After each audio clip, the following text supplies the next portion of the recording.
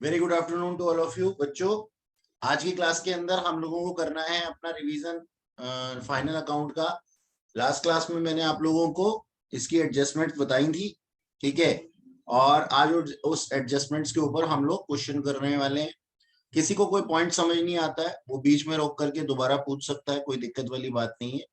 हम लोग question practice करने वाले हैं और क्वेश्चन जो है आपके सामने ये इस तरीके से दिया हुआ है। प्रॉब्लम नंबर 1 है हमारे पास, इसकी पहले एडजस्टमेंट्स पढ़ लेते हैं हम, ठीक है। पहले एडिशनल इंफॉर्मेशन पढ़ लेते हैं, उसके बाद मेन क्वेश्चन पे आ जाएंगे, देखिएगा। और एडिशनल इंफॉर्मेशन पढ़ने के साथ ही हमें पता लगेगा कि कौन सी चीज कहाँ पे जाने वाली है, यानी कि इनका क्या ट्रीटमेंट होने वाला है, क्योंकि बेसिकली हमारे को एडिशनल इंफॉर्मेशन ही ज्यादा परेशान करती है। तो चलिए एक एक करके हम लोग पढ़ लेते हैं एडिशनल इंफॉर्मेशन को। क्लोजिंग स्टॉक दिया हुआ है 93,600 का, ये कहाँ चला जाएगा सर? ये ट्रेडिंग अकाउंट की क्रेडिट साइड पे चला जाएगा क्योंकि एडजस्टमेंट में दिया हुआ है, और साथ ही बैलेंस शीट में एसेट साइड पे चला जाएगा। Loose tool valued at 1250 at the end of year. हमारे पास में लूज टूल 1250 के हैं, तो हमारे पास यहाँ पे कितने दिए हुए थे पहले लूज टूल्स? क्वेश्चन के अंदर देखिएगा, क्वेश्चन के अंदर नेक्स्ट पेज पे है 3750। क्वेश्चन के अंदर हमारे को लूज टूल दिए हुए 3750 के। देखो हमारे पास पहले कितने के थे? 3750 के, और अब कितने के बच गए हैं? 1250 के। यानी कि या तो लूज टूल सेल कर दिए गए हैं या फिर इनके ऊपर डेप्रीसिएशन आया है।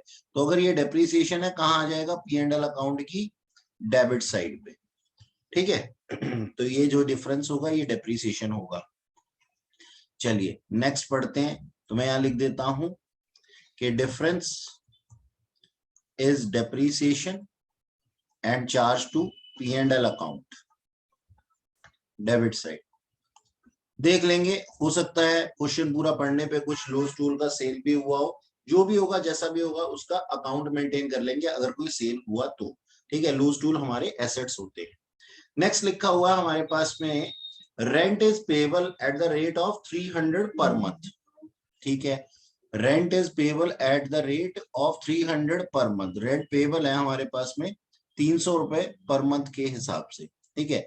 यानी कि अब ज्यादा तो इसमें कुछ दिया नहीं हुआ, इसके अंदर सिर्फ इतना ही बताया हुआ है कि रेंट हमारा आउटस्टैंडिंग है, रेंट हमारा आउटस्टैंडिंग है। और कितने महीने का रेंट आउटस्टैंडिंग है ये हमारे को चेक करना पड़ेगा।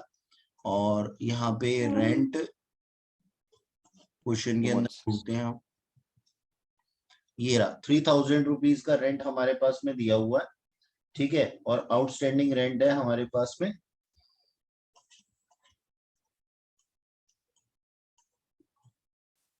3600 रुपये हो गया ना, 2 महीने का रह गया पर मंथ के हिसाब से। 2 महीने का कहाँ लिखा है बेटा? सर। 300 पर मंथ है, 3600 रुपये साल का हो गया। हाँ हाँ हाँ, एक सेकेंड, अच्छा हाँ ठीक है, वो 3,000 रुपए के ऊपर मैंने ध्यान नहीं दिया था। देखिए, थैंक यू बेटा आदित्य बताने के लिए। हाँ हमारे पास में कितने महीने का है? 300 रुपए पर मंथ है, 12 महीने का हमारे पास में हो गया 36,000 रुपीज। और हमें रिसीव, हमने पे कितने कर दिए? 3600 3600, हाँ जी 3600 3000 पेड। 3600। और हमने पे कितने कर दिए? 3000 रुपीज। तो 600 हमारे आउटस्टैंडिंग है। तो जो आउटस्टैंडिंग रेंट है, ये आउटस्टैंडिंग रेंट है, ये कहाँ पे आ जाएंगे? बैलेंस शीट में लाइबिलिटी साइड पे आ जाएंगे, बैलेंस शीट में लाइबिलिटी साइड पे आ जाएंगे। लिख देता हूं मैं यहाँ पे। तो आप है ना अपनी कॉपी में इस तरीके से लिखते जाइए कि ए पॉइंट के साथ में ये होगा, बी पॉइंट के साथ में ये होगा। तो आउटस्टैंडिंग रेंट बैलेंस शीट में लाइबिलिटी साइड पे आ जाएंगे और रेंट के अंदर इंक्लूड हो जाएंगे, ऐड हो जाएगा रेंट के अंदर अपना 600 रुपीज। ये होगी इसकी एडजस्टमेंट। अच्छा, आगे लिखा हुआ है insurance premium was paid for the year ended 30th June 2020। यानी कि हमने 30 जून तक का, जबकि हमें करना कहां तक था? हमें करना था 31 मार्च तक का। तो अप्रैल मई जून हमने 3 महीने का जो है वो प्रीपेड कर दिया है। अब प्रीपेड पेड कर दिया ना इस डेट तक, तो हमने क्या किया? प्रीपेड कर दिया। तो 3 मंथ्स का प्रीपेड है, 3 मंथ्स का प्रीपेड क्या हो जाएगा, इंश्योरेंस में से माइनस हो जाएगा, इंश्योरेंस का जितना भी अमाउंट दिया हुआ होगा वो 3 महीने का उसमें से हम माइनस कर देंगे 3 मंथ्स का, और साथ ही ये प्रीपेड इंश्योरेंस हमारा एसेट की तरह से भी ट्रीट किया जाएगा। तो 2 ट्रीटमेंट होंगे, इसको एसेट भी मानेंगे और इंश्योरेंस प्रीपेड को हम माइनस कर देंगे। आगे देखिए क्या लिखा हुआ है, ₹12,000 1,250 is due for interest on bank loan. हमने कोई बैंक लोन लिया होगा, उसका अभी तक आउटस्टैंडिंग इंटरेस्ट कितना है, 1250।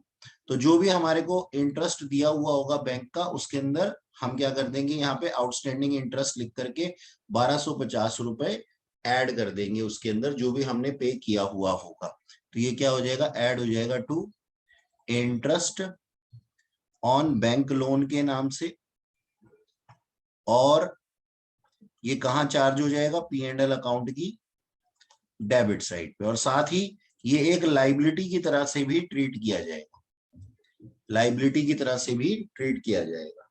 तो बी पॉइंट पूरा हो गया, इसके अंदर अपने आप में 3 पॉइंट थे, ठीक है। तो इंटरेस्ट ऑन बैंक लोन हमारा लाइबिलिटी की तरह से भी ट्रीट होगा, और इस साल का क्योंकि एक्सपेंडिचर का पार्ट था, इस वजह से हम इसको P&L अकाउंट की डेबिट साइड पे भी लिख देंगे। नेक्स्ट देखते हैं, accrued interest on investment amounted to ₹। Accrued interest on investment क्या मतलब क्या है, हमने कोई इन्वेस्टमेंट की हुई थी, उसके ऊपर हमारे को इंटरेस्ट मिलना था, येट टू रिसीव था, और वो कितना है, 1500 रुपए है।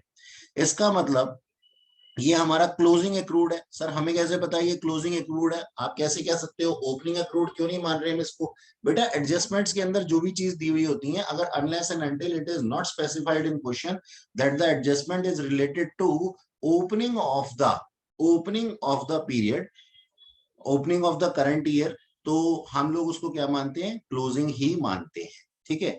तो हम क्या बोल रहे हैं, हम ये कह रहे हैं कि हमारे पास में एक्रूड इंटरेस्ट था 1500 रुपए, हाँ जी, ये इस साल की इनकम का पार्ट था, तो हम क्या कर देंगे, इसको P&L अकाउंट की क्रेडिट साइड पे ले लेंगे, और हमें अभी तक रिसीव नहीं हुआ, इसलिए हम इसको अपना एसेट भी मान लेंगे, बैलेंस शीट में एसेट साइड भी ले लेंगे, हमारी इनकम का पार्ट था। आगे इसमें और लिखा हुआ है, 1/3 of the commission received in respect of work to be done in next year, यानी कि ये करंट ईयर की इनकम का पार्ट नहीं है, तो जो कमीशन हमारे को रिसीव हुई है उसमें से हम माइनस कर देंगे 1/3, माइनस कर देंगे 1/3 ऑफ कमीशन, क्योंकि ये नेक्स्ट ईयर के लिए है, और ये साथ में हमारी लाइबिलिटी के रूप में भी दिखाई देगी। 1/3 जितना भी अमाउंट आएगा ना, उसको हम माइनस कर देंगे, क्योंकि वो हमारी करंट ईयर का पार्ट नहीं है। हमने क्या कसम खाई थी कि सर जो करंट ईयर की इनकम या एक्सपेंडिचर होंगे उसी को P&L अकाउंट के अंदर लिखेंगे। तो 1/3 हम माइनस कर देंगे उस कमीशन में से, और जो रिमेनिंग अमाउंट आ जाएगा 2/3 उसको हम कहाँ लिख देंगे, अपने P&L अकाउंट की क्रेडिट साइड पे लिख देंगे, ठीक है। ओके जी, ये P&L क्रेडिट। अच्छा, नेक्स्ट पॉइंट में लिखा हुआ है, provide for depreciation on plant and machinery 10%, right of furniture 10%, and depreciate building bye 5%। ठीक है सर, ये हम कर सकते हैं, P&L अकाउंट की डेबिट साइड पे आ जाएगा, और रिस्पेक्टिव एसेट में से माइनस हो जाएगा, रिस्पेक्टिव एसेट में से माइनस हो जाएगा in balance sheet.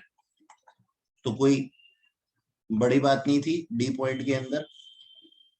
E point के अंदर लिखा हुआ है, क्या पढ़ते हैं, right of further bad debts 5000 रुपए, यानी कि जो बेड डेट्स हमारे को दिए हुए होंगे अगर ट्रायल बैलेंस में, तो उसके बाद ये और बेड डेट्स हैं। यदि याद है मैंने आप लोगों को बताया था कि अगर बेड डेट्स दिए हुए होते हैं, बेड डेट्स दिए होते हैं ट्रायल बैलेंस में, तो उसको हम अपने डेटर्स में से माइनस नहीं करते, क्योंकि वो ऑलरेडी एडजस्टेड होते हैं। ट्रायल बैलेंस में आ गया तो ऑलरेडी एडजस्टेड है। तो हम क्या कह रहे हैं सर, ये जो 5000 रुपए है, ठीक है, ये बेड डेट्स तो हमारे पास फर्दर हो गए, तो हम क्या करेंगे, माइनस करेंगे अपने डेटर्स में से, deduct from, minus from debtors, minus from debtors, कितना, 5000 रुपए। और इसके बाद में लिखा हुआ है, create a provision for discount on debtors at the rate 2% and create a provision for doubtful dates at the rate 10%। देखो अब पहले मेरे को एक बात बताओ, तुम लोग जवाब दोगे मुझे, और मैं पूछ रहा हूं तुमसे ये बात, बताओ पहले डिस्काउंट का प्रोविजन क्रिएट करोगे या पहले डाउटफुल डेट्स का करोगे? जल्दी से बताओ। Doubtful doubtful debts. हाँ जी, हमने जो सीक्वेंस बताया था वो यही सीक्वेंस बताया था। आ जाओ एक बार इसको दोबारा से देख लेते हैं ताकि हम लोगों को कोई दिक्कत ना हो। हमारे पास में जो डेटर्स दिए हुए हैं इसमें से हम माइनस करेंगे अपने फर्दर बैड डेट्स जो कि एडजस्टमेंट में दिए हुए हैं, फर्दर बैड डेट्स। और फिर जो डेटर्स हमारे पास आ जाएंगे उसमें से हम माइनस करेंगे प्रोविजन फॉर डाउटफुल डेट्स। यही सीक्वेंस चलेगा। और फिर जो डेटर्स हमारे पास में आ जाएंगे, ठीक है, उसके ऊपर हम प्रोविजन क्रिएट करेंगे डिस्काउंट का, प्रोविजन फॉर डिस्काउंट। यानी कि हमारा डिस्काउंट हमारे सिर्फ अच्छे डेटर्स के लिए ही होता है, गंदे डेटर्स के लिए या डाउटफुल डेटर्स के लिए नहीं होता। तो यही सीक्वेंस चलेगा। अच्छा, अभी मैंने क्वेश्चन नहीं पढ़ा, अगर ये प्रोविजन फॉर डाउटफुल डेट्स, ये वाला न्यू प्रोविजन, ये क्या है? न्यू प्रोविजन है। New provision for doubtful dates अगर ओल्ड प्रोविजन से बड़ा है, ठीक है जी, ये न्यू वाला बड़ा है, दोनों की ही बात कर लेता हूं मैं, न्यू बड़ा है ओल्ड से, तो ये क्या हो जाएगा? हमारा एक्सपेंस हो जाएगा। और अगर ओल्ड बड़ा है न्यू से तो ये हमारी इनकम हो जाएगा। इनकम होगा तो पी एंड एल अकाउंट की क्रेडिट साइड पे आएगा, और एक्सपेंस होगा तो पी एंड एल अकाउंट की डेबिट साइड पे आएगा। ये हमने सीखा हुआ है, ठीक है ना? ओके। और हम क्या कहते हैं, ये वाले बैड डेट, ये वाले जो डेटर्स हैं, ये वाले जो डेटर्स हैं ये हमारी बैलेंस शीट में आ जाएंगे। तो पूरा का पूरा ये एडजस्टमेंट होने वाला है इसके साथ, ठीक? इसी तरीके से हमें करना है। ये बात समझ में आ गई आप लोगों को? कोई भी एक ऐसा बच्चा हो जिसको मेरी ये बात समझ में ना आई हो, प्लीज मुझसे अभी के अभी वापस से पूछ ले, जल्दी से। कोई भी नहीं है? ठीक है जी, चलिए ऊपर चलते हैं अपने पास में। और क्या दिया हुआ है, ये हमने तीनों का ट्रीटमेंट देख लिया, ठीक? एक बार चेक कर लेता हूं कि क्या हमारे पास क्वेश्चन के अंदर प्रोविजंस दिए हुए हैं। ये असाइनमेंट मैंने आपको सेंड कर दिया है, सर नीचे वाले पेज पे दिए हुए हैं। एक सेकेंड। बैड डेट्स रिकवर्ड दिए हुए हैं, ये दिया हुआ है, ये दिया हुआ है। और आदित्य बता रहा है बीच वाले पेज पे दिए हुए। कौन सा बीच वाला पेज? ये रहा सर 5000 बेड डेट्स। वो तो बैड डेट्स दिए हुए हैं, मैं प्रोविजन की बात कर रहा हूँ। प्रोविजन नहीं दिया हुआ। क्या कोई ओल्ड प्रोविजन है? मैं चेक करना चाह रहा हूँ। नो नहीं है। सर। नो यानी कि सर। हमारी तो, अगर होता तो क्रेडिट साइड पे होता ना, यहाँ पे होता। हमारी तो मौज लग गई सर, हमारे पास ओल्ड प्रोविजन ही नहीं है, हमें कंपेयर ही नहीं करना पड़ेगा। चलो खैर कोई बात नहीं। अच्छा, तो हम क्या करेंगे, एक तो ये क्या नाम है, माइनस कर देंगे कहां से? डेटर्स में से। और मैं एक बारी फिर से यहां बोल देता हूं, देखो हमारे पास ये कंपैरिजन वाला सीन तो खत्म हो गया, इसको तो भगा ही दें हम यहां से अब, ठीक है? तो हम अब क्या करेंगे, ये और ये और ये प्रोविजन और further bad debts, provision for doubtful dates और प्रोविजन फॉर डिस्काउंट, ये कहां पे आ जाएंगे? पी एंड एल अकाउंट की डेबिट साइड पे आ जाएंगे। क्यों? क्योंकि ओल्ड प्रोविजन था निल और नया है क्या? पॉजिटिव। तो हम क्या कहते हैं, ये हमारा एक एक्सपेंस है, इसलिए पी एंड एल अकाउंट की डेबिट साइड पे आ जाएगा। और जो हमारे पास में ये वाली फिगर दी हुई है, ये आ जाएगी हमारी बैलेंस शीट के अंदर, जो कि मैंने आपको बता ही दी, ठीक है ना? ओके, अच्छा जी, नेक्स्ट चलते हैं आगे एफ पॉइंट पे। एफ पॉइंट के अंदर लिखा हुआ है, a fire occur on 25th of March 2020 in Godown and the stock of rupees 1000 was destroyed.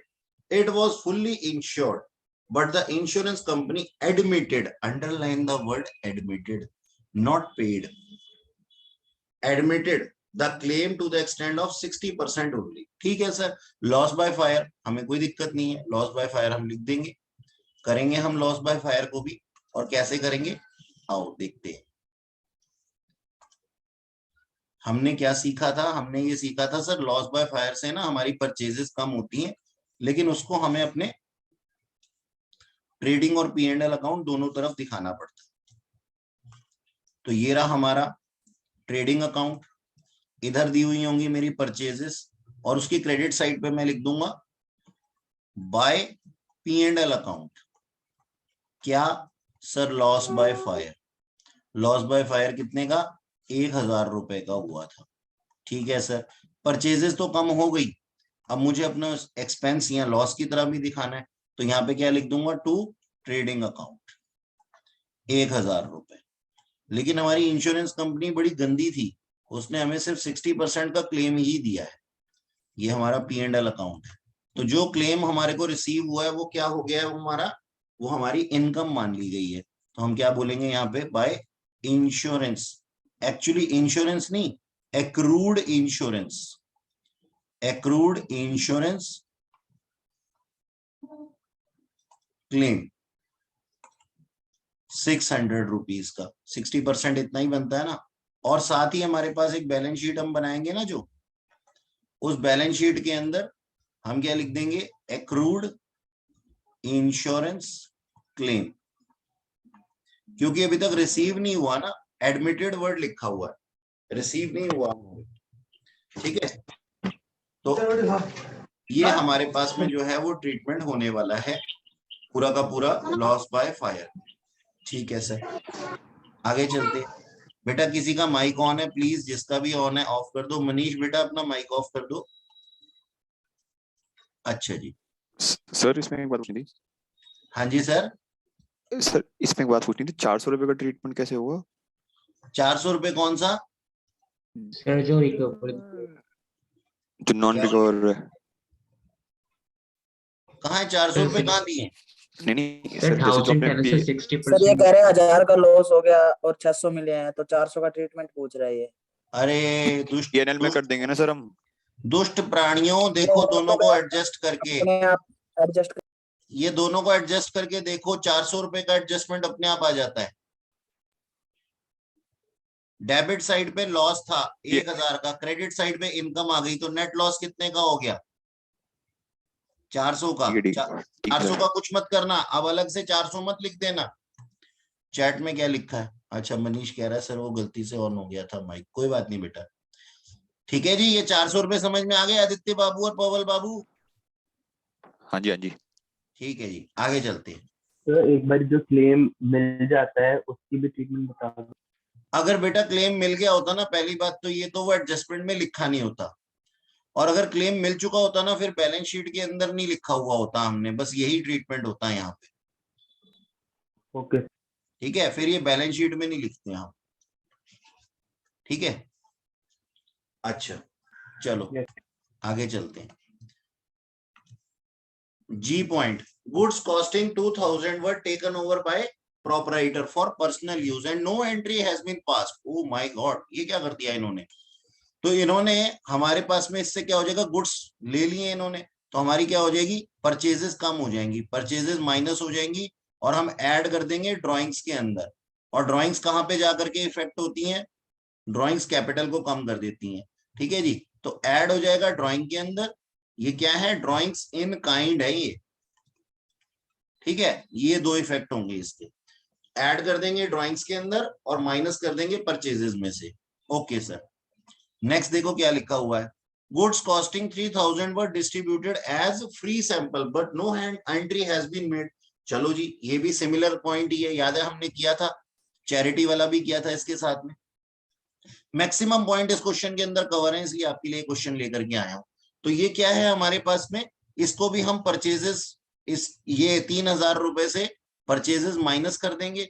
ठीक है, और साथ में हम क्या कर देंगे, इसको हम इसको एडवर्टीजमेंट के अंदर ऐड कर देंगे, ऐड एडवर्टीजमेंट।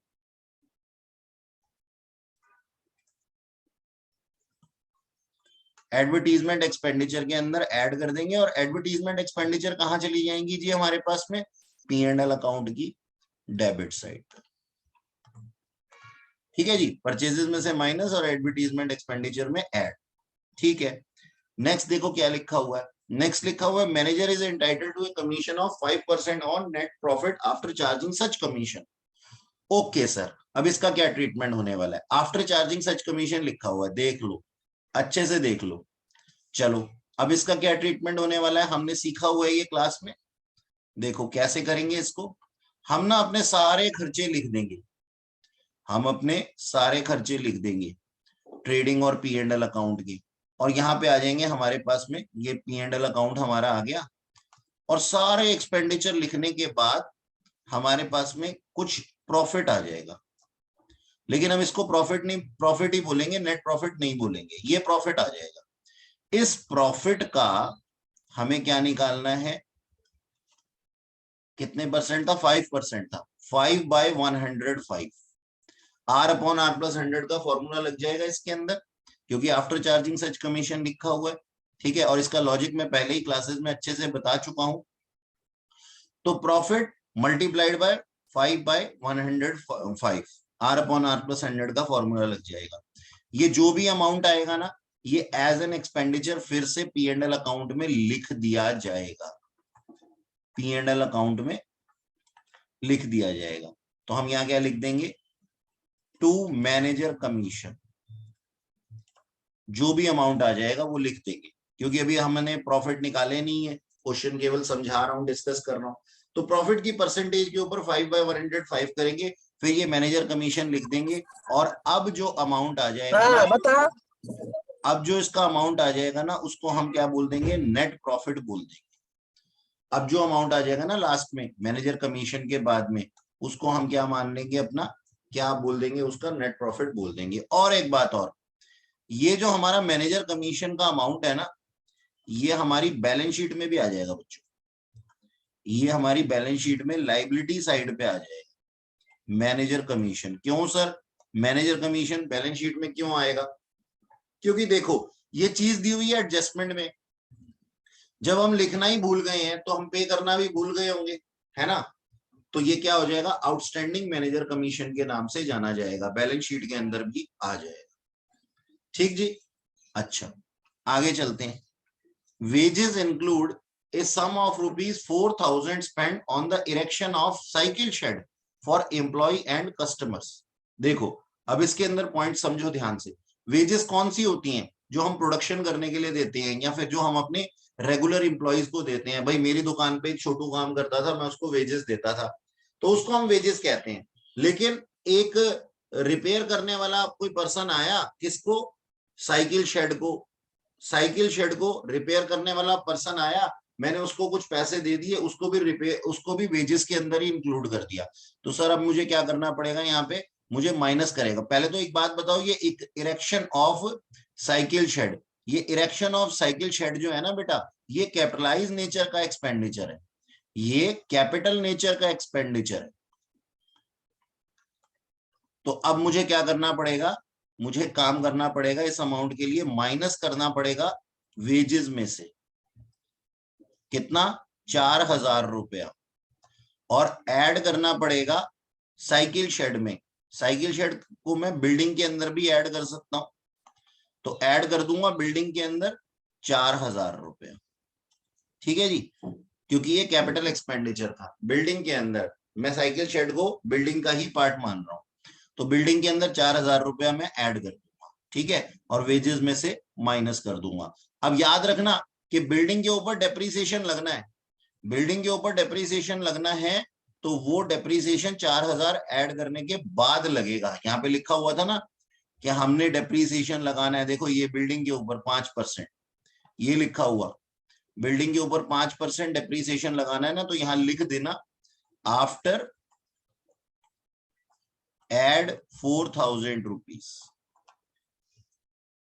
तो जितनी की भी वैल्यू लिखी हुई होगी ना, उसके अंदर 4,000 रुपए ऐड करेंगे और फिर 5% डेप्रीसिएशन लगाएंगे। अच्छा जी, आगे देखो क्या लिखा हुआ है, आगे भी कुछ बात लिखी हुई है। Wages ₹10,000 paid for erection of machinery have been debited to wages account. कोई हमारे पास में पर्सन आया जो हमारी मशीनरी को ठीक करने के लिए आया, हमारी मशीनरी को ठीक करने के लिए आया, और उसको जो हमने पेमेंट की ना, वो भी हमने कहाँ डाल दी, वो भी हमने वेजेस अकाउंट के अंदर डाल दी। तो ये भी हमने गलत कर दिया, ये हमारा कैपिटलाइज नेचर का खर्चा था। तो हम यहाँ से वेजेस में से कम कर देंगे, सेकेंड पॉइंट में भी वेजेस में से माइनस कर देंगे 10,000 और ऐड कर देंगे प्लांट एंड मशीनरी के अंदर। इरेक्शन चार्जेस जो हैं वो हमारे पास में कैपिटलाइज नेचर के खर्चे होते हैं, तो प्लांट एंड मशीनरी में 10,000 रुपए ऐड कर देंगे। और फिर से वही बात दोहराऊंगा मैं कि ऊपर प्लांट एंड मशीनरी के ऊपर डेप्रिसिएशन लिखा हुआ था ना 10%, तो यहां पे भी लिख दो अपने पास में कि आफ्टर ऐड 10,000 ऐड करने के बाद में 10,000 ऐड करने के बाद में 10% डेप्रिसिएशन लगाऊंगा। अब मजे की बात सुनो, यहाँ क्वेश्चन में तो दिया नहीं हुआ, लेकिन अगर यहाँ पे इसके इरेक्शन की डेट लिखी होती, ध्यान से सुन लो मेरी बात सारे के सारे, अगर यहाँ पे इस इरेक्शन की डेट लिखी होती तो हम उतने टाइम पीरियड का ही डेप्रिसिएशन कितने रुपए के ऊपर, 4,000 रुपए के ऊपर और इस 10,000 रुपए के ऊपर लगाते, यानी कि टाइम पीरियड के हिसाब से हम डेप्रिसिएशन लगाते। तो यहाँ नहीं दिया हुआ, खुशी की बात है, इजी है ये क्वेश्चन। अच्छा नेक्स्ट देखो क्या पॉइंट लिखा हुआ है। अच्छा उससे पहले चैट पढ़ता हूँ, बच्चे ने क्या लिखा है। सर आउटस्टैंडिंग कमीशन क्यों होगा, कौन सा वाला? वंश बेटा मुंह से बोल करके बोलो, आउटस्टैंडिंग कमीशन क्या? मैनेजर कमीशन आउटस्टैंडिंग क्यों होगा, ये पूछ रहे हो? यस बेटा सर। हाँ बेटा, वंश ऐसा है कि हमने अभी तक पे नहीं किया था ना उसको। देखो यहाँ पे मैनेजर कमीशन के अंदर क्या लिखा हुआ है कि manager was entitled to commission, ठीक है, और ये चीज बताई कहाँ गई है, ये चीज एडिशनल इंफॉर्मेशन में बताई गई है, यानी कि वो काम जो हम करना भूल गए हैं ड्यूरिंग द ईयर, ठीक वही है तो सर, हमारी समझ गया। एडिशनल इंफॉर्मेशन है। तो इसका मतलब हाँ हम सर। क्या मान लेते हैं बाय डिफॉल्ट कि हमने उसको पे नहीं किया होगा, और अगर पे नहीं किया होगा तो स्टिल आउटस्टैंडिंग है, और आउटस्टैंडिंग है बाबूजी, तो हम क्या कह सकते हैं इसको, ये हमारी लाइबिलिटी है, इसलिए बैलेंस शीट में लाइबिलिटी साइड पे भी आएगा। बात समझ में आई वंश बेटा? Yes sir. ठीक है नेक्स्ट चलते हैं, देखो क्या लिखा हुआ है। Remuneration of 2,000 paid to mister B Barua, a temporary employee, stand debit to his personal account. Oh my god, एक बात बताओ, आप मेरे एम्प्लॉय हैं और मैं आपको कुछ पेमेंट करता हूं, रेम्युनरेशन की, सैलरी की, वेजेस की, ऑनरेरियम की, by whatever name called, मैं आपको पेमेंट करता हूं, आप मेरे एम्प्लॉय हैं, सोचने वाली बात है। तो मैंने आपको सैलरी या रेम्युनरेशन दी है ना, अब मैं आपको आपके नाम से थोड़ी ना लिखूंगा P&L अकाउंट के अंदर, या फिर आपके पर्सनल अकाउंट को ओपन कर दूं मैं, अगर तो कैसा लगेगा? अगर हर एक के पर्सनल, हर एम्प्लॉय के पर्सनल अकाउंट को ओपन करता रहूंगा मैं, तो ऐसे तो पता नहीं कितने सारे एम्प्लॉय हैं मेरे पास में, तो सबको क्लब्ड करके मैं P&L अकाउंट के अंदर चार्ज करता हूं सैलरी के नाम से। लेकिन यहां मैंने क्या कर दिया, यहां मैंने बी बरुआ अपने एम्प्लॉय के नाम से इसकी रिकॉर्डिंग कर दी, और उसको मैंने क्या बना दिया जी, डेबिट साइड पे एंट्री कर दी, डेटर बना दिया। तो सर सबसे पहले तो मैं क्या करूंगा, मैं कहूंगा नहीं ये मेरी गलती है, तो मैं इसको ऐड कर दूंगा कहां पे, सैलरीज के अंदर, सैलरी या रेम्युनरेशन कुछ भी हो, ऐड कर दूंगा 2,000 रुपए सैलरी के अंदर, और माइनस कर दूंगा डेटर्स में से, डेटर्स में से 2,000 रुपए, क्योंकि जिसके पर्सनल अकाउंट को ओपन करके मैंने डेबिट कर दिया, इसका मतलब मैंने उसको अपना डेटर बना दिया, गलत किया मैंने, ठीक है जी। तो मैं क्या बोलता हूं, डेटर्स को कम करो, क्योंकि उसके अंदर बी बरुआ जो हमारा एम्प्लॉय है ना, वो भी इंक्लूड हो गया है, और वो हमारा एम्प्लॉय है ना कि हमारा डेटर है। तो हमने जो उसको पैसे देने हैं उसके लिए सैलरी के अंदर 2,000 रुपए ऐड कर दूंगा और डेटर्स में से माइनस कर दूंगा, ठीक है जी। ये हमारी सारी की सारी जो थी एडजस्टमेंट थी। किसी बच्चे को कोई एडजस्टमेंट अगर समझ में ना आई हो तो वो पूछ सकता है मुझसे, ठीक।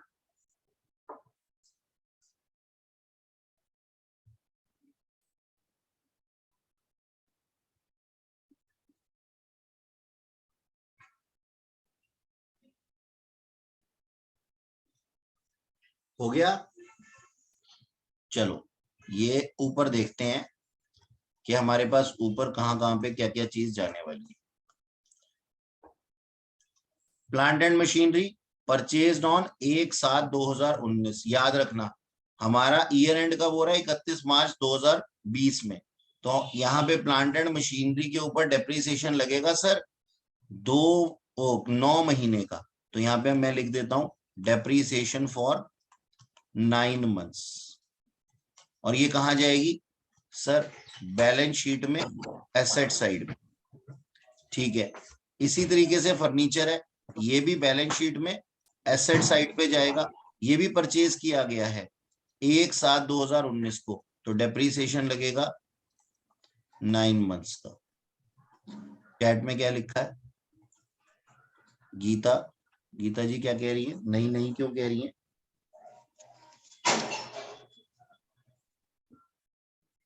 गीता जी क्या कह रही हैं बताइए। सर वो गलती से हो गया।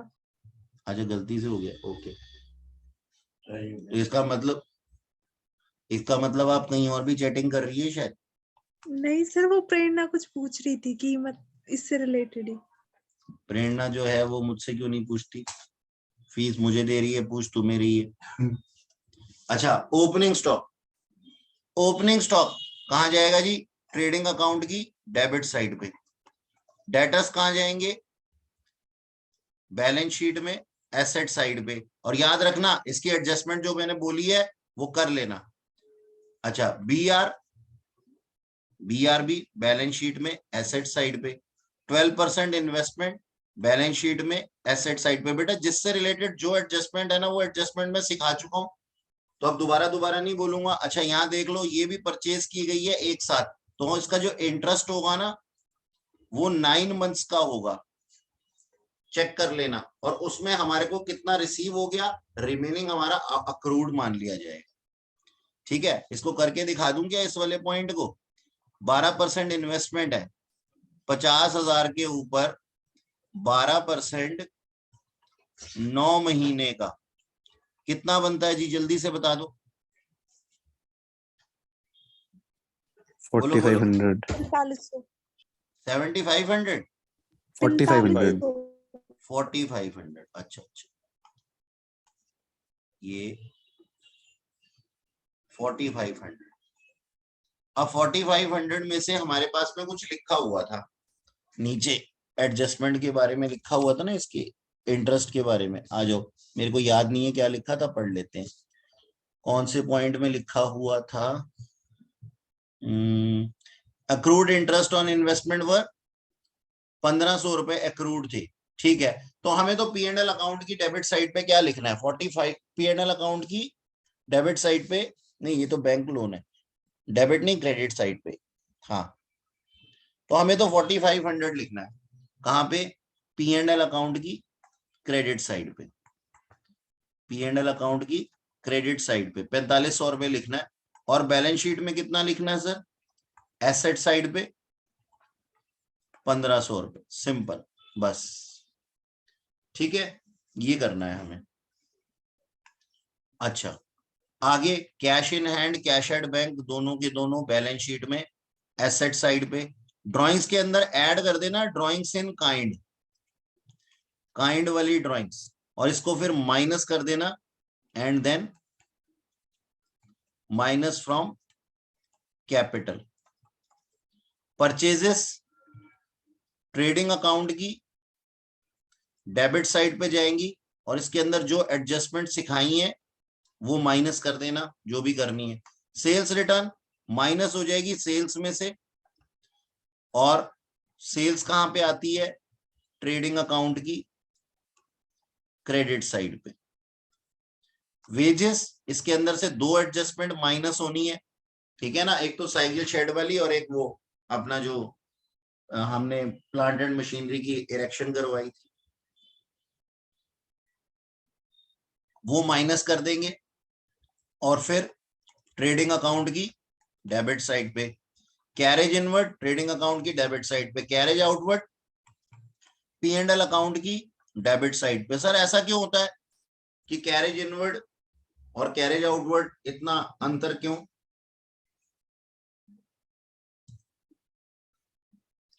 देखो बच्चों, होता ही है, कैरेज इनवर्ड का मतलब होता है परचेजेस के ऊपर कैरेज, और परचेजेस डायरेक्ट एक्सपेंस है, और मैंने तुम्हें बताया अपनी क्लासेस के अंदर कि डायरेक्ट इनकम नाम से कोई चीज नहीं होती। इनकम कौन सी होती है? जो बिजनेस से रिलेटेड होती है और अदर्स होती हैं। तो इनकम के लिए हम डायरेक्ट और इनडायरेक्ट वर्ड यूज नहीं करते। अब जो सेल्स है ना, सेल्स यानी कि हमारे पास में जो सेल्स के ऊपर एक्सपेंडिचर हो रहे हैं वो सारे के सारे सेलिंग एंड डिस्ट्रीब्यूशन में जाते हैं। और सेलिंग एंड डिस्ट्रीब्यूशन में, सेलिंग एंड डिस्ट्रीब्यूशन कहां जाता है? P&L अकाउंट की डेबिट साइड पे, है ना। तो कैरेज आउटवर्ड जो है, देखो मैं इसको ना इजी एग्जांपल से समझाता हूं। कोई अगर आपको एक बात कहता है, कोई शॉपकीपर आपको एक बात कहता है कि हमारे यहाँ पे फ्री होम डिलीवरी है, फ्री होम डिलीवरी है। फ्री होम डिलीवरी वो बार बार स्ट्रेस क्यों देता है? अपनी एडवर्टीजमेंट करने के लिए कि although it is chargeable for you but I am providing it to you for free. वो ये कहना चाहता है। तो वो सेल्स प्रमोशन एक्सपेंडिचर है, एडवर्टीजमेंट एक्सपेंडिचर है उसका। और ये क्या माने जाते हैं? ये selling and distribution indirect expenditure माने जाते हैं, प्रॉफिट एंड लॉस अकाउंट की डेबिट साइड पे लिखे जाते हैं। तो भाई साहब ये जो कैरेज आउटवर्ड है ये सेलिंग एंड डिस्ट्रीब्यूशन एक्सपेंस है, इसलिए ये P&L अकाउंट की डेबिट साइड पे आता है। जबकि ये जो कैरेज इनवर्ड है ये एक्सपेंडिचर है ऑन परचेजेस, जो कि अपने आप में एक डायरेक्ट एक्सपेंडिचर है। इसलिए कैरेज इनवर्ड भी जो है वो हमारे पास में ट्रेडिंग अकाउंट की डेबिट साइड पे ही आता है। नेक्स्ट चलते हैं रेंट। रेंट के ऊपर एडजस्टमेंट थी, वो एडजस्टमेंट करने के बाद P&L अकाउंट की डेबिट साइड पे आ जाएगा। ये रेंट पेड मान रहा हूं मैं, ठीक है जी। रेंट रिसीव नहीं मान रहा हूं क्योंकि डेबिट साइड के कॉलम्स के अंदर दिया हुआ है ना। अच्छा, और भी चीजें दी हुई हैं डेबिट साइड वाली। क्या दिया हुआ है? Insurance, insurance premium. अच्छा, जब मैं इंश्योरेंस प्रीमियम की बात करता हूं ना, ध्यान से सुनना एक बारी मेरी बात। अगर यहाँ पे ये पॉइंट लिखा होता, ऑल्दो ये नहीं लिखा हुआ लेकिन कोई बात नहीं, अगर यहाँ पे एडजस्टमेंट के अंदर ये लिखा होता insurance premium includes ₹1,000 for life of owner. बोलो जी, तो हम इसका क्या करते? जल्दी बता दो। ड्राइंग्स मार लेते हैं, कर लेते हैं। हाँ जी, फिर ये ड्राइंग्स का, ये उसकी पर्सनल ऑब्लिगेशन थी, ये उसकी पर्सनल ऑब्लिगेशन थी। तो वो इसकी ड्राइंग्स, इसको हम ड्राइंग्स मानेंगे, यानी कि उसकी कैपिटल को रिड्यूस कर देगी, कैपिटल को रिड्यूस कर देगी। तो इंश्योरेंस प्रीमियम के अंदर अगर, तो यहां पे जो इंश्योरेंस प्रीमियम है ना, we are assuming that this insurance premium is paid for plant and machinery और फॉर एम्प्लॉइज। ये तब बिजनेस एक्सपेंडिचर हम मान रहे हैं। अच्छा खैर चलो, जो चीज है नहीं फिर भी हमने डिस्कस कर लिया, कई बार लिखा होता है क्वेश्चन के अंदर, ठीक। अच्छा जी,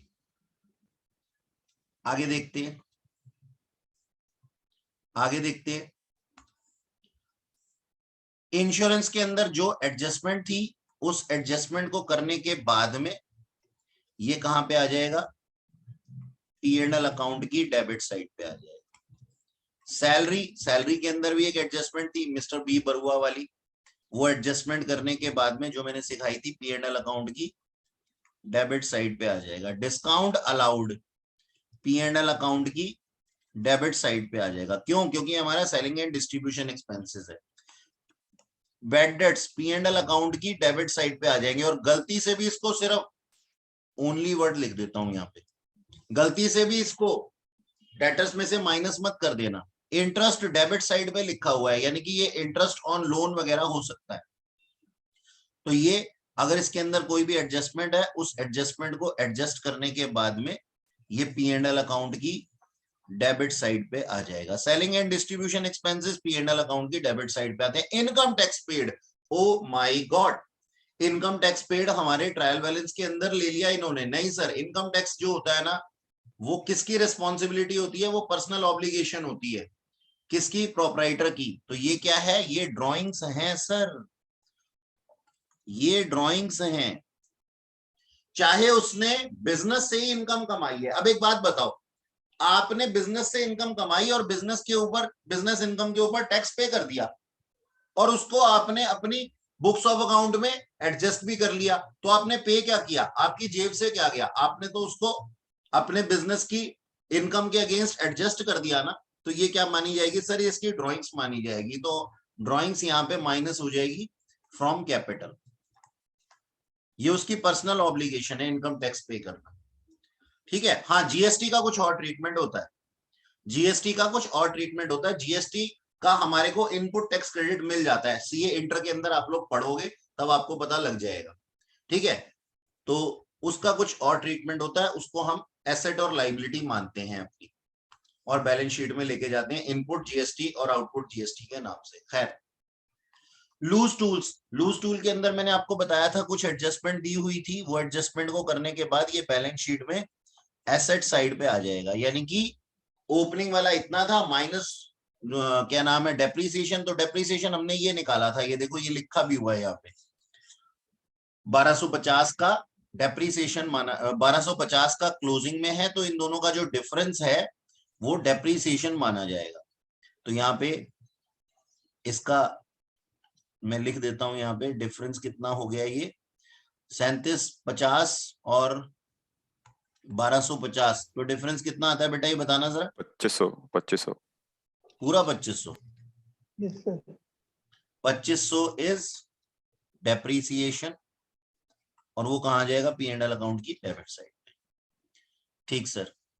बिल्डिंग दिया हुआ है, बिल्डिंग के अंदर याद है ना एक एडजस्टमेंट थी वेजेस वाली, साइकिल शेड वाली, वो ऐड कर देना, और उसके बाद में उसका जो डेप्रीसिएशन है वो पी एंड एल अकाउंट की डेबिट साइड पे चला जाएगा, और बिल्डिंग कहाँ, बैलेंस शीट में एसेट साइड पे चली जाएगी। Depreciation P and L account में डेबिट साइड पे। चलिए क्रेडिट बैलेंसेस को भी देख लेते हैं। अरे ये क्या हुआ, एक सेकेंड ठहरना बच्चों, डॉक्यूमेंट बंद हो गया एकदम से, मैं दोबारा से इसको ठीक करता हूं।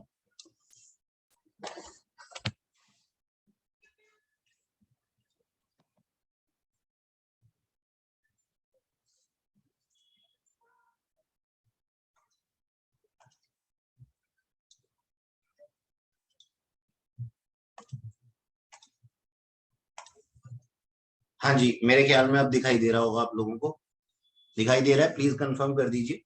Yes sir, yes. ठीक है, आइए क्रेडिट बैलेंसेस को भी देख लेते हैं। क्रेडिटर्स सर हमारी लाइबिलिटी है, बैलेंस शीट में लाइबिलिटी साइड पे चला जाएगा। बिल्स पेबल के साथ भी सेम ही होने वाला है। 10% लोन फ्रॉम बैंक एक साथ 2019 को लिया गया, अरे वाह, ये एक साथ 2019 के पीछे ही पड़ गए हैं।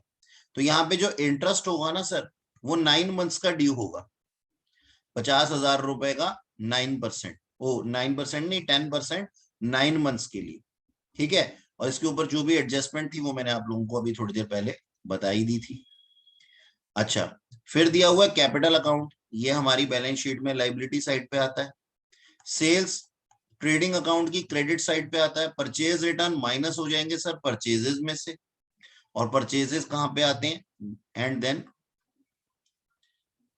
ट्रेडिंग अकाउंट की डेबिट साइड पे, और परचेजेस के अंदर और भी चीजें माइनस होनी है। डिस्काउंट अर्न, ये हमारी इनडायरेक्ट अदर इनकम है, सॉरी इनडायरेक्ट मुंह से निकल गया मेरे, अदर देन बिजनेस इनकम है, तो ये पी एंड एल अकाउंट की क्रेडिट साइड पे आ जाएगी। बैड डेट्स रिकवर्ड, ये भी पी एंड एल अकाउंट के क्रेडिट साइड पे आ जाएंगे। इंटरेस्ट, अब ये इंटरेस्ट रिसीव्ड इंटरेस्ट है, ये इंटरेस्ट रिसीव्ड इंटरेस्ट है 3,000 रुपए, ठीक है। तो हम इसको जो है पी एंड एल अकाउंट की क्रेडिट साइड पे लेंगे, और जो भी एडजस्टमेंट इसके साथ थी वो मैंने पहले ही समझा दी, ठीक है। यानी कि ये जो 3,000 रुपए है ना इंटरेस्ट के, ये हैं ऑन इन्वेस्टमेंट, ठीक है जी। और इन्वेस्टमेंट हमने कब परचेज की थी, वो भी हमारे को मालूम है कि 9 महीने के लिए, ठीक है। 50,000 रुपए का जो इन्वेस्टमेंट थी, 12% इन्वेस्टमेंट हमने परचेज की थी, इंटरेस्ट था हमारे पास में 9 महीने का। एक सेकेंड मैं जरा देखना चाहता हूं यहाँ पे एक बार फिर से, एक्रूड इंटरेस्ट ऑन इन्वेस्टमेंट 1,500 रुपए दिया हुआ है, हाँ ठीक है, वो तो एसेट साइड पे आ जाएगा, ठीक है जी, ठीक है। अच्छा बेटा, अभी करवा देता हूँ कहान बेटा, अभी करवा देता हूँ, दोबारा से बता देता हूँ वेजेस वाला, सारा का सारा वेजेस दोबारा से बता दूंगा। जरा इधर देखते हैं।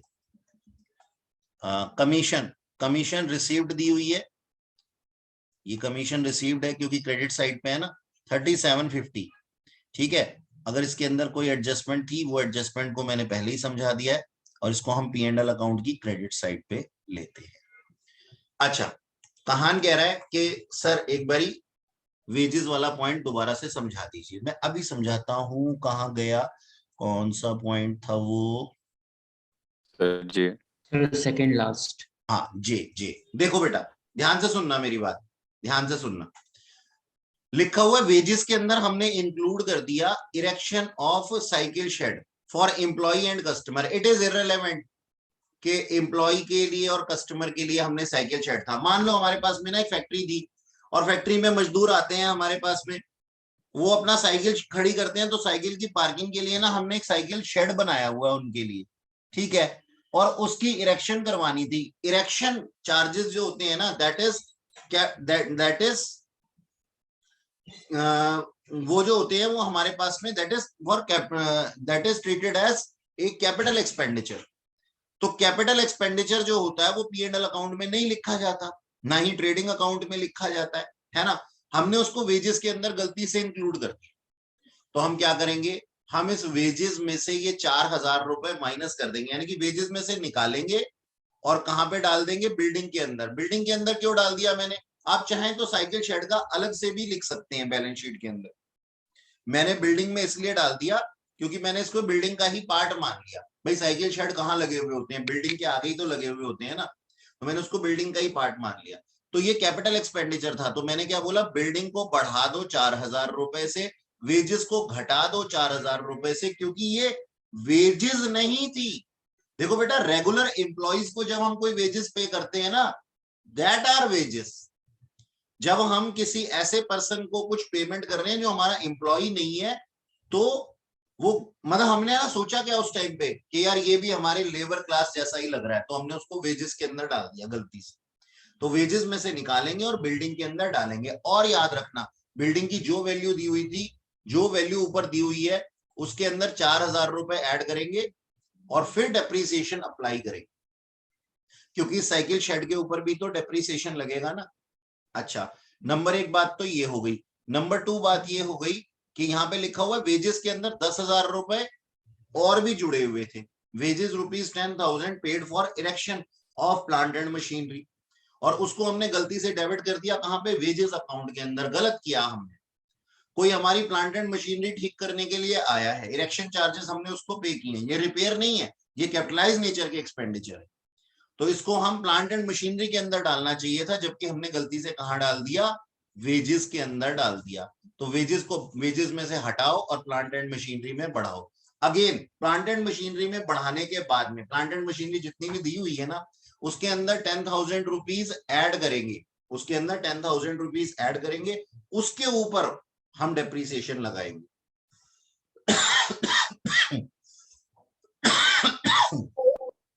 हाँ जी सर, मेरी बात समझ में आई कहान बेटा?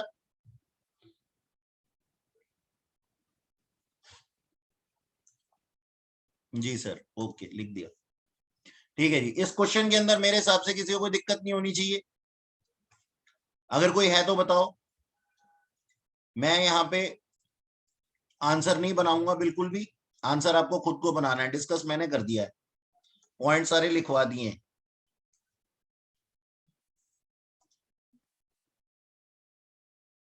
एक बार प्लीज फुल स्क्रीन दिखा दूं। अच्छा लो जी, फुल स्क्रीन में आपको काफी छोटा हो जाएगा ये। लो, फुल स्क्रीन होते ही ये देखो कितना छोटा हो गया।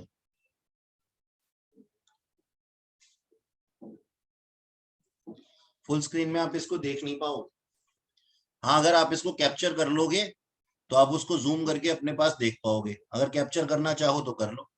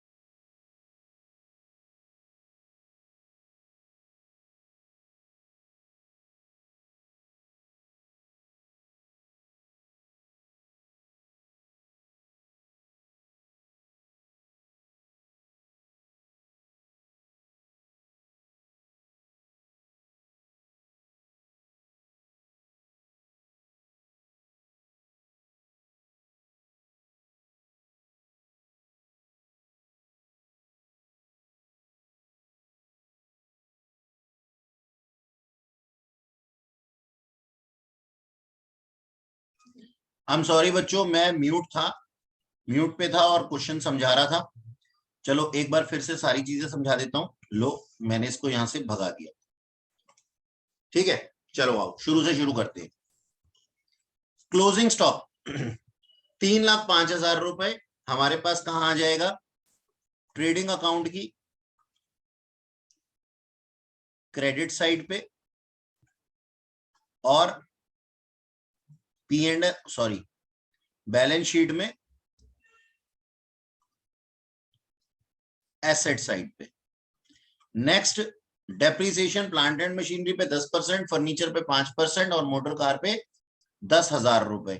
तो ये तीनों के तीनों कहां आ जाएंगे? P&L अकाउंट की डेबिट साइड पे आता है डेप्रिसिएशन, इनडायरेक्ट एक्सपेंडिचर है, और साथ ही बैलेंस शीट में से माइनस हो जाएगा अपने रिस्पेक्टिव एसेट्स में से ये अमाउंट जितना भी निकल करके आएगा। Create a provision for doubtful debts on sundry debtors, ये भी P&L अकाउंट की डेबिट साइड पे आ जाएगा और सर माइनस हो जाएगा डेटर्स में से। ठीक। Next, commission 1% on gross profit provided to works manager. Gross profit के ऊपर, यानी कि ट्रेडिंग अकाउंट के अंदर आते हैं ग्रॉस प्रॉफिट। वर्क्स मैनेजर कौन होता है? जो हमारा प्रोडक्शन करवाता है या सामान परचेज करता है।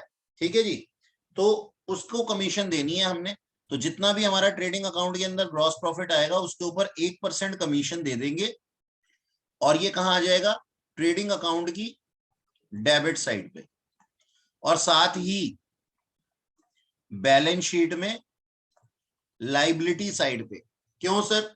इस वजह से क्योंकि हमने अभी तक इसको पे नहीं किया। पे कर दिया होता या रिकॉर्ड कर लिया होता तो फिर ये एडजस्टमेंट का पार्ट नहीं होता, तो इसको लाइबिलिटी मान लेंगे। General manager is allowed a commission 2% on net profit after charging works manager commission, but before charging works manager, but before charging general manager commission। ठीक है जी, यानी कि हम क्या कहते हैं? जनरल मैनेजर को हम अलाउ कर रहे हैं 2% कमीशन नेट प्रॉफिट के ऊपर after charging works managers commission, but before charging general manager commission, यानी कि जनरल मैनेजर की कमीशन से पहले और वर्क्स मैनेजर की कमीशन के बाद। बताइए क्या करना चाहिए इसका? पहले तो सीधी सी बात है, ग्रॉस प्रॉफिट के ऊपर जिसकी भी कमीशन आ रही है वो तो उसके तो बाद ही आएगा ना इसका नंबर। इसका नंबर तो उसके बाद ही आने वाला है ना? सोचने वाली बात है। तो जनरल मैनेजर की जितनी भी कमीशन आएगी वो नेट प्रॉफिट के ऊपर आएगी हमारे, वो नेट प्रॉफिट के ऊपर आएगी before charging general manager commission. Net profit before charging, तो हम इसके अंदर क्या लगाएंगे? आफ्टर चार्जिंग का मतलब नहीं है, यहाँ बिफोर चार्जिंग है, नॉर्मल ही होगा। तो जितने भी हमारे नेट प्रॉफिट होंगे उसके ऊपर हम 2% कमीशन दे देंगे। ठीक है जी, 2% कमीशन दे देंगे और ये कहां आ जाएगा? P&L अकाउंट की डेबिट साइड पे, P&L अकाउंट की डेबिट साइड पे और बैलेंस शीट में लाइबिलिटी साइड। ठीक है सर? अच्छा, अब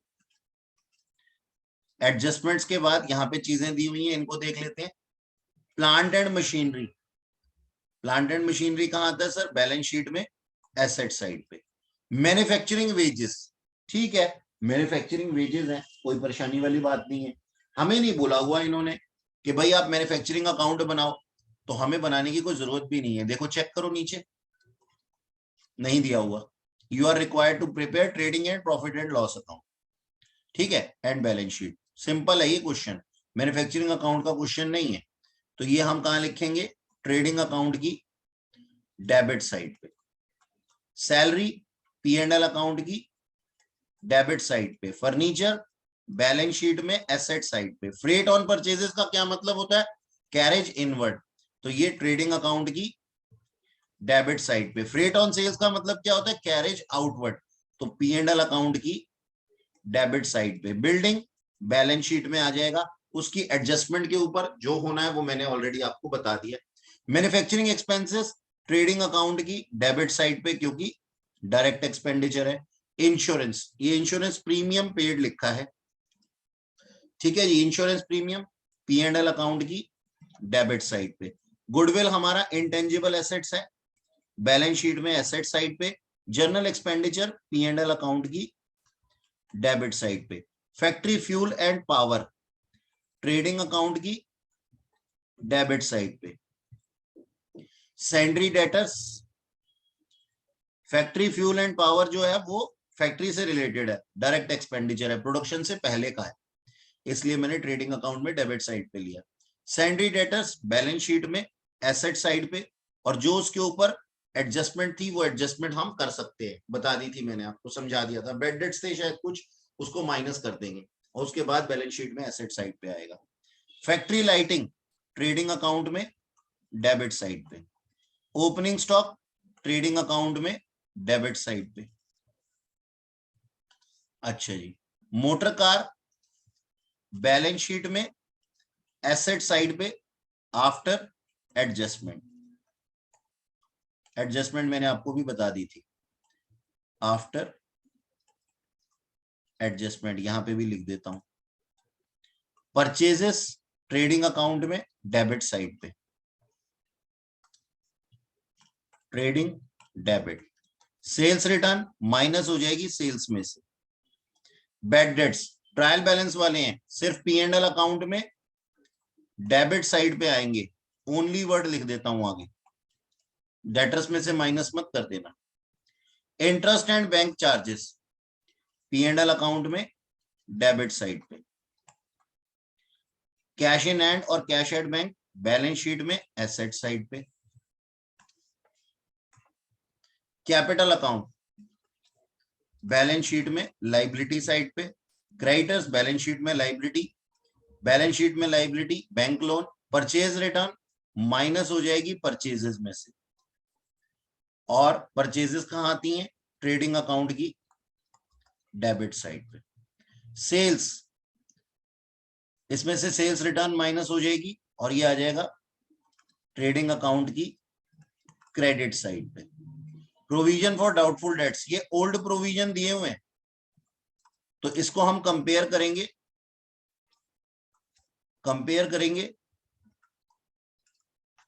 विद न्यू प्रोविजन।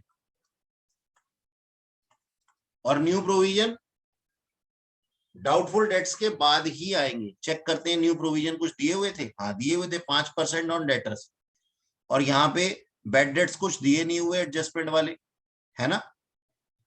तो हमारे पास जो डेटर दिए हुए हैं वो कितने के हैं? जो डेटर्स दिए हुए हैं, कहाँ गए डेटर डेटर डेटर, ये रहा 782। हाँ 7,82,000। 7,82,000 रुपए के ऊपर 7,82,000 रुपीज के ऊपर हमें प्रोविजन बनाना है। कितना परसेंट प्रोविजन बनाना है? 5%। 5%। जो भी अमाउंट आ जाएगा उसको कंपेयर करना किसके साथ में? अपने 20,000 रुपए के साथ में। 20,000 रुपए के साथ में कंपेयर करना। अगर 20,000 कितना आता है? कितना आता है? 49,100 39,100 39,100 39,100 इज मोर देन 20,000, है ना। तो हम क्या कहेंगे? ये सर हमारा एक्सपेंडिचर है। कहां पे आ जाएगा? P&L अकाउंट की डेबिट साइड पे। ठीक है जी। कितना?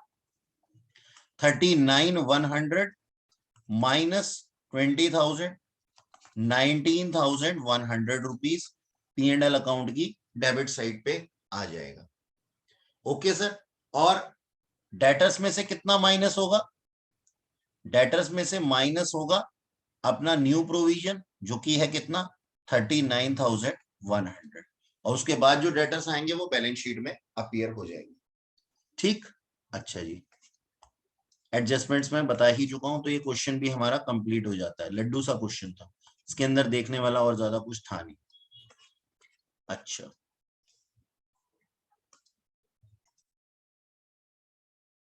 नेक्स्ट क्वेश्चन देखते हैं। ये क्वेश्चन दिया हुआ है हमारे पास फुल स्क्रीन।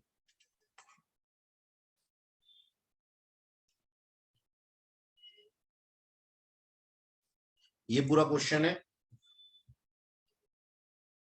ठीक है जी।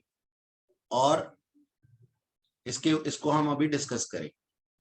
इसके अंदर एडजस्टमेंट्स दी हुई हैं, ठीक है।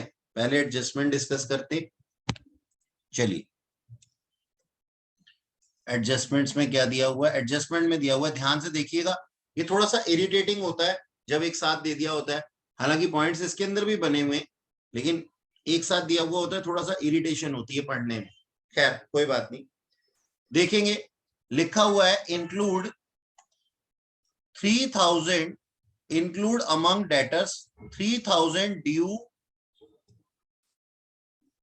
डेटर्स के अंदर 3000 रुपए इंक्लूड है due from Z, and including amongst creditor ₹1000 due to him, यानी कि ड्यू टू जेड।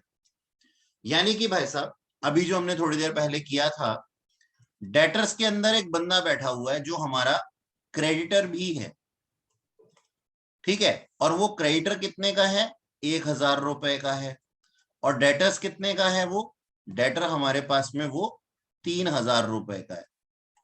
अब जो बच्चा रिकॉर्डिंग देख रहा होगा वो ये सोचेगा कि सर ने ये पॉइंट अभी कहाँ बताया था, क्योंकि मैंने किसी की क्वेरी ली थी, उसके अंदर बताया था, ये रिकॉर्ड नहीं था। खैर अब आ गया ये, अब आप भी सुन सकते हैं। ध्यान से देखिएगा, यही लिखा हुआ है कि हमने जेड को 1000 रुपए देने थे और जेड से 3000 रुपए लेने थे। तो मैं इसमें क्या करूंगा? कॉमन डेट्स माइनस कर दूंगा। कॉमन डेट्स कितने हैं? 1000 से 1000 रुपया काट दो। अब डेटर्स की लिस्ट में जेड का नाम कितने रुपए से है? नील रुपीस से। क्रेडिटर्स की लिस्ट में जेड का नाम नील रुपीस से है, और डेटर्स की लिस्ट में जेड का नाम कितने से है? 2000 रुपए से है। खैर हमें कुछ नहीं करना, हमारे को सिर्फ इतना करना है कि अपने डेटर्स और क्रेडिटर्स में से 1000 रुपया बैलेंस शीट में कम कर देना है। तो मैं यहां पे लिख देता हूं, deduct ₹1000 from debtors and creditors, ठीक है जी, as common debts. Common debts के नाम से। और ये एडजस्टमेंट कहां आएगी? बैलेंस शीट में, इन बैलेंस शीट। बस सिंपल, ठीक है जी। अब पॉइंट नंबर बी देखते हैं। पॉइंट नंबर बी में क्या लिखा हुआ है? ये ए हो गया हमारा, ए पॉइंट हो गया। बी पॉइंट कर रहे हैं, provision for doubtful debts is to be created at 5% and reserve for discount at the rate 2% on sundry debtors। हाँ जी, अब मुझे एक बात बताना सबसे पहले, देखो सबसे पहले तो बात अभी हमने डिस्कस कर लिया था, अभी हमने थोड़ी देर पहले डिस्कस कर लिया था, ठीक है, कि सर हम क्या करेंगे? पहले हम माइनस करेंगे, पहले हम डेटर्स लिखेंगे, इसके अंदर से माइनस करेंगे बैड डेट्स। ध्यान से सुनना मेरी बात को, फंस सकते हो इस पॉइंट पे। पहले हम माइनस करेंगे बैड डेट्स और फिर हम माइनस करेंगे प्रोविजन फॉर डाउटफुल डेट्स, यानी कि जो अमाउंट आएगा उसके ऊपर बनाया जाएगा, और फिर ये जो अमाउंट आएगा इसके ऊपर बनाया जाएगा प्रोविजन फॉर डिस्काउंट। ये तो हमने अभी डिस्कस कर लिया था। लेकिन एक बात बताओ, डेटर्स में से 1000 रुपए कम हो रहे हैं, ये सब कुछ एडजस्ट करने के बाद, कॉमन डेट्स माइनस करोगे, डेटर में से 1000 रुपया माइनस करोगे, ये सब कुछ करने के बाद करोगे 1000 रुपए, या फिर ये सब कुछ करने से पहले करोगे? बोलो, जवाब दो। पहले करेंगे, गीता जी कह रही हैं पहले करेंगे, बाकी लोग भी बोलो, चाहे गलत बोलो, मुझे कोई दिक्कत नहीं। सर बाद में करेंगे। बाद में करेंगे, अच्छा जी। मतलब सर दो ही बात हो सकती है, दो बच्चों ने आपस में 2 आंसर बांट लिए, आधे उधर जाओ आधे उधर जाओ, बाकी मेरे पीछे आओ। अब देखो मेरी बात, ध्यान से सुनो मेरी बात। सर ये ना पहले आएंगे, पहले कॉमन डेट्स माइनस होंगे, बाद में ये कलाकारियां होंगी। एक बात बताओ, जो कॉमन डेट्स वाले अमाउंट थे हमने उसको डिडक्ट कर देना है, क्या वो हमारे डेटर्स हैं? नहीं, एक्चुअली वो हमारे डेटर्स हैं ही नहीं। तो जो डेटर्स नहीं है वो हमारे बैड डेट्स कैसे हो सकते हैं? और जो हमारे डेटर्स नहीं है उस पे हम शक कैसे कर सकते हैं? और जो हमारे डेटर्स नहीं है उसको हम डिस्काउंट भी कैसे दे सकते हैं? तो 1,000 रुपए के लोग हमारे लिए डेटर्स हैं ही नहीं, क्योंकि इतना तो पैसा हमने उनको देना था। मेरी बात समझ में आई बच्चों? तो हम क्या करते हैं, कॉमन डेट्स को पहले माइनस करते हैं। अब सीक्वेंस और बढ़ गया। अच्छा सर, हमारे ज्ञान में वृद्धि हुई। तो हम क्या करेंगे, पहले माइनस करेंगे कॉमन डेट्स के 1,000 रुपए, और फिर बाद में आगे की कलाकारी करेंगे। बैड डेट्स माइनस करेंगे, doubtful debts minus, provision for doubtful dates minus करेंगे और डिस्काउंट माइनस करेंगे। तो हम क्या करेंगे, पहले डेटर्स लिखेंगे, उसमें से कॉमन डेट्स माइनस करेंगे, और क्योंकि ये हमारे डेटर्स थे ही नहीं सर, इस वजह से सबसे पहले माइनस हो गई। मेरी बात समझ में आई? ना तो हम इनको बैड डेट्स बना सकते हैं अपना, ना ही इनके ऊपर क्या नाम है डाउट रख सकते हैं, और ना ही इनको डिस्काउंट दे सकते हैं। ठीक है, चैट बॉक्स में क्या लिखा है चेक करें। पहले ही करेंगे क्योंकि रिजर्व है।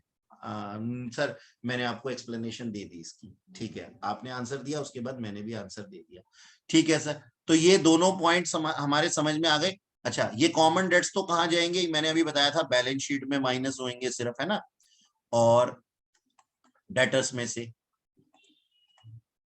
ठीक है, और ये बैड डेट्स सर ये P&L अकाउंट की डेबिट साइड पे चले जाएंगे। फिर प्रोविजन फॉर डाउटफुल डेट, देखो मैं ना यहाँ पे टाइम वेस्ट नहीं कर रहा हूँ ये 5% की कैलकुलेशन करके और 2% की कैलकुलेशन करके, क्योंकि मुझे लगता है हाँ आप लोगों का इतना IQ लेवल है कि आप 5% और 2% निकाल सकते हो। तो मैं यहाँ पे क्या कोशिश कर रहा हूँ, यहाँ पे मैं कॉन्सेप्चुअली आपको चीजें सिखा रहा हूँ, ना कि मैं यहाँ पे कोई कैलकुलेशन करके दे रहा हूँ। इसीलिए मैंने यहाँ पे कोई आंसर भी नहीं बनाए हैं आपके साथ में, बस आपके साथ में डिस्कस किया, करना आपको खुद है। ठीक है, अच्छा ये प्रोविजन फॉर डाउटफुल डेट्स ये भी कहां जाएंगे सर, ये भी P&L अकाउंट की डेबिट साइड पे, और ये भी P&L अकाउंट की डेबिट साइड पे। कितना अच्छा हो अगर क्वेश्चन के अंदर दिया हुआ हो, अगर क्वेश्चन के अंदर दिया हुआ हो कोई पुराना प्रोविजन भी, फिर हमें उसको कंपेयर करना पड़ेगा। हाँ सर, आप तो हमारी जिंदगी में हमेशा जहर ही मिलाना चाहते हो, बिल्कुल सही, क्योंकि जितना जहर पियोगे ना उतना ही बढ़िया है तुम्हारे स्वास्थ्य के लिए। तैयारी जितनी बढ़िया होगी उतना ही बढ़िया रहेगा। तो जो फाइनल के अंदर अगर कोई जहर रखा हुआ होगा ना, तो उस चीज का तुम पे कोई असर होगा नहीं। अच्छा, ये जो डेटर्स आएंगे ना, ये कहाँ चले जाएंगे सर, ये बैलेंस शीट में चले जाएंगे, एसेट साइड। मेरे ख्याल से डेटर्स का पूरा पॉइंट मैंने बता दिया। अब इसके अंदर मेरे को फर्दर कोई डिस्कस करने की जरूरत नहीं है। एक बार चेक कर लेता हूँ, प्रोविजन फॉर डाउटफुल डेट्स और ओल्ड प्रोविजन दिए हुए हैं क्या? लो फिर से बच गए तुम। क्रेडिट साइड पे फिर से कुछ नहीं दिखाई दिया, नहीं दिखाई दिया, बताओ कोई प्रोविजन नहीं है। लेकिन अगर प्रोविजन होता तो भी कोई फायदा, कोई फर्क थोड़ी पड़ता। हमें तो आता है सर प्रोविजन वाला कंपेयर करने का पॉइंट। देखो एक बात बताऊं, अगर कोई दुष्ट प्राणी, कोई दुष्ट बच्चा ये कैलकुलेशन में मिस्टेक करता है, तो उससे बेटर एक काम कर लेना, ये हमारा P&L अकाउंट का, ये हमारा P&L अकाउंट है, ओल्ड प्रोविजन यहां लिख देना सारे के सारे, चाहे वो डाउटफुल डेट्स के हो चाहे डिस्काउंट के हो, और न्यू प्रोविजन यहां लिख देना डेबिट साइड पे। ठीक है जी, तब हमारे सिर्फ प्रेजेंटेशन के मार्क्स कटेंगे, लेकिन हमारा आंसर गलत होने से बच जाएगा। ठीक है, ये काम कर लेना, लेकिन इससे पता लग जाएगा कि बच्चा कितना नालायक है, उसका IQ लेवल कितना गंदा है, कितना खराब है। ठीक है सर, आप ही तो कह रहे हो ऐसे करने के लिए, मैंने नहीं कहा। मैंने कहा कि इट्स बेटर कि आंसर गलत हो, उससे बढ़िया थोड़ी सी प्रेजेंटेशन गलत हो जाए, तो उसके लिए मैंने आप लोगों को ये बताया। खैर आगे चलते, देखो जी आगे अगले पॉइंट में क्या लिखा हुआ है, सी पॉइंट के अंदर, depreciation on furniture 10% shall be return of. ठीक है सर, कर देंगे, P&L अकाउंट की डेबिट साइड पे आ जाएगा। ये लिखने की जगह नहीं है यहाँ पे, इसलिए मैं केवल समझा करके छोड़ रहा हूँ। तो ये कहाँ पे आ जाएगा, ये हमारे P&L अकाउंट की डेबिट साइड पे आ जाएगा। डेप्रिसिएशन और फर्नीचर की वैल्यू में से माइनस करके रिमेनिंग फर्नीचर को हम एसेट साइड पे बैलेंस शीट में दिखा देंगे। अब एक डी पॉइंट पड़ा हुआ है, लिखा हुआ है यहाँ पे, ध्यान से सुनना। Personal purchases amounted to ₹600।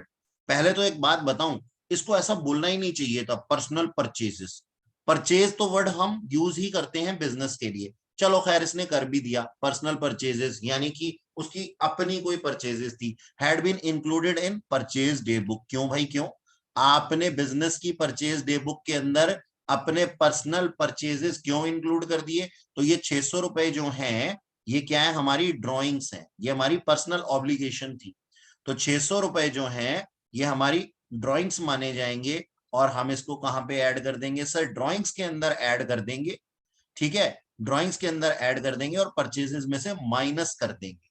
Deduct from purchases and add in drawings, ये लिख लेना सी पॉइंट के अंदर अपनी कॉपी में, ठीक है जी। यहाँ लिखने की जगह नहीं है ना, इस वजह से मैं लिख करके यहाँ पे गंदगी नहीं फैलाना चाहता मैं, क्योंकि ऑन स्क्रीन हमें फिर कुछ दिखाई नहीं देगा। चलो एक काम करता हूँ, इसको भी यहाँ से भगा देता हूँ ताकि कुछ स्पेस बन जाए लिखने के लिए,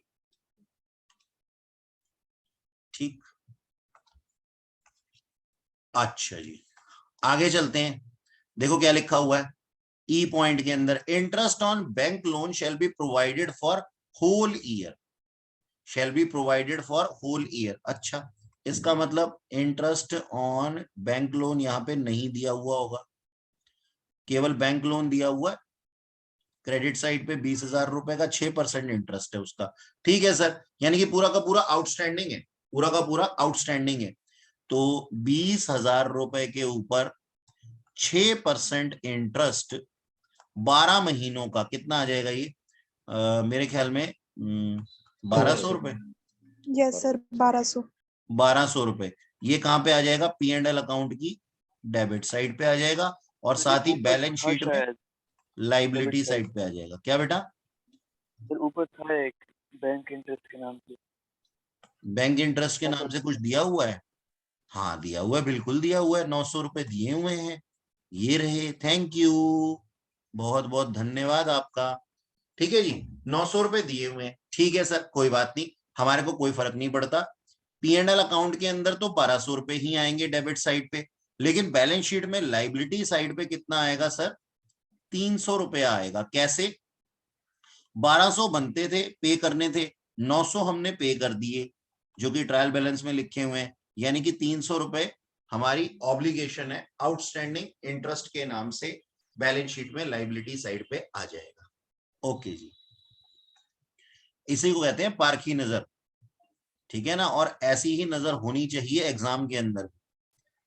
अच्छा, एफ पॉइंट में देखो क्या लिखा हुआ है, a quarter of the amount of printing and advertisement is carried forward to next year। क्यों भाई क्यों? ऐसा क्यों? नेक्स्ट ईयर के लिए कैरी फॉरवर्ड क्यों कर दिया गया? सिंपल सी बात है सर, नेक्स्ट ईयर के लिए पे किया होगा ना, तो ये क्या है, हमारा प्रीपेड है। इसका क्या मतलब होता है? ये प्रीपेड है। तो प्रिंटिंग एंड एडवर्टीजमेंट जो है वो क्या है हमारे पास में, ये देखो, ये प्रिंटिंग एंड एडवर्टीजमेंट दिया हुआ है 14,600 रुपए। अब हम करेंगे क्या?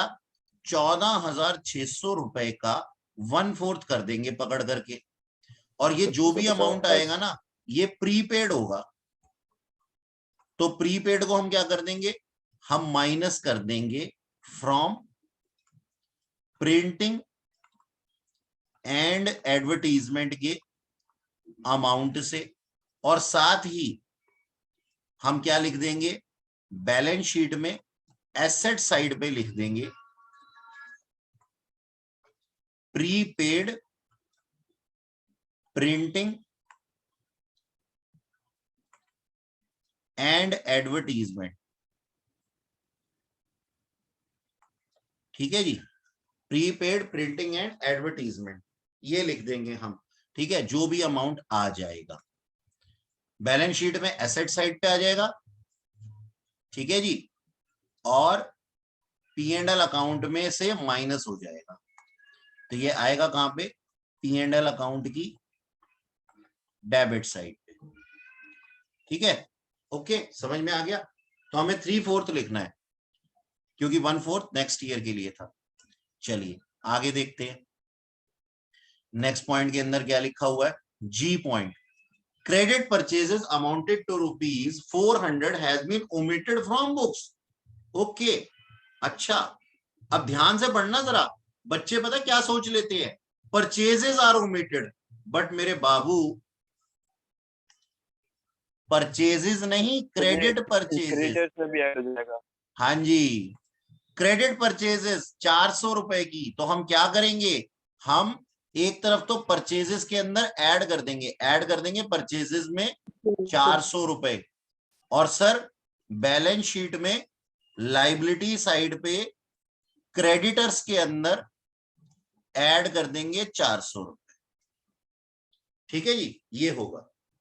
अच्छा, एच पॉइंट, क्लोजिंग स्टॉक 78,600 का था, कोई बात नहीं सर, ये कहां चला जाएगा, ट्रेडिंग अकाउंट की क्रेडिट साइड पे और बैलेंस शीट में एसेट साइड पे। बताओ, ये क्वेश्चन तो कितना ही आसान था। अच्छा, अब यहां पे जो लिखा हुआ है उसको भी देख लेते हैं। भाई मेरा एक बहुत देर से मन कर रहा है, मेरा, जरा मेरे को इस चीज का जवाब दो। मैं पहले ये चीजें देखूं, उससे पहले मैं क्या कहता हूं, एक चीज का जवाब दो। अगर यहाँ पे लिखा हुआ होता मेरे पास में ट्रायल बैलेंस के अंदर कुछ इस तरीके से, आउटस्टैंडिंग सैलरी 1,000 रुपए, तो बताओ इसका आप क्या करते, बोलो हैं? लाइबिलिटी बैलेंस शीट में जाएंगे में शो।